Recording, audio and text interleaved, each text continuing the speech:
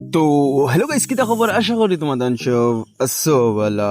দেখো, আশা করলে কিছু না। আশা তো আমি করলাম আম্বানি ফুড়িরে বিয়া করবার লাগি। খের আশা তো আর আশাও রয়ে গেল। আমার নাম হয়েছে ইলিয়াস আর আমি হয়েছি গিয়ে একটা টমটমলা। তারপরে 1 মাসে 50,000 টাকা মাইতাম। আজকে হয়েছে গিয়ে ডে 25, ইয়ানি কি 25 দিন। বাড়ি থেকে আল্লাহর নাম লই আমিও বাইরে গেছি। আই গেলাম সিধা সেলুন, যেটুকু নিজের থোবড়া ওখান দেখলাম, দেখে 3বার ওস্তাক ফিরুল্লাহ বললাম, কইলাম ইয়াল্লাহ ইখান থোবড়া নি। বাড়িতে আইসি বড় ভাইয়ের হালি আর আমি আই গেছি দোকানেও মাছ নিবার লাগি।